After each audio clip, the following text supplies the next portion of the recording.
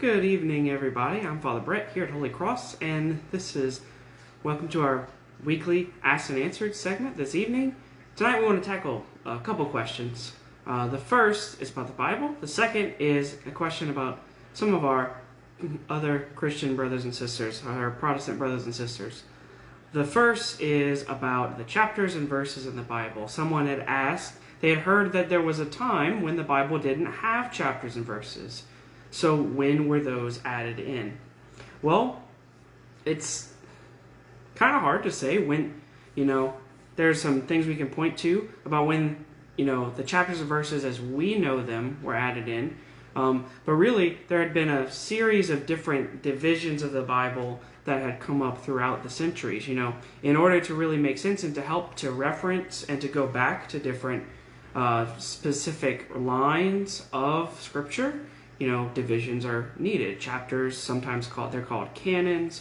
One of the earliest evidences of this in the church is the historian of the 3rd and 4th century, Eusebius, who kind of divided up the Scriptures. And it was all the way up until the ones that we know now, chapters that we know now, were really kind of put in place in the 13th century. And then the verses, as we know them now, were kind of decided upon around the 15th, 16th century. So just a way of really categorizing and making divisions in the Scripture to help to reference. Sometimes not perfect, but very helpful. So we can go back and say we can actually pull from the Scriptures. The second question for tonight is, so when it heard the term used of an evangelical Christian, have people called evangelical Christians, and we're wondering, well, what does that mean? What does it mean to be an evangelical Christian? Well, basically, it is someone within the Protestant denominations, a very specific set of denominations within Protestantism.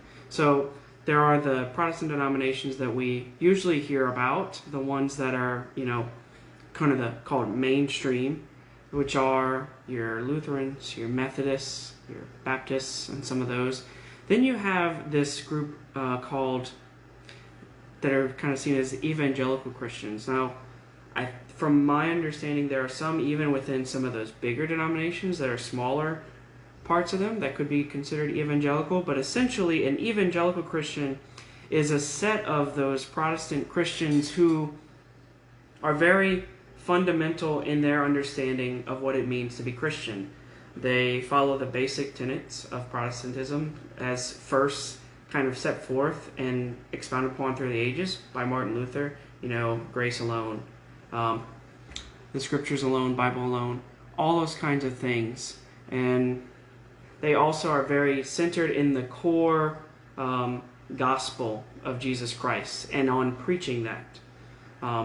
Very much about preaching what's called the kerygma, which is the basic, essence of the gospel, that Christ died, Christ was incarnate, he died, he rose again, and then they were called to go out and preach Christ, crucified and risen, that salvation. And so that is a very bite-sized and very, not giving the full details, but that is essentially, it's a portion of Protestantism that is much more focused on the fundamentals of, that Protestant type faith.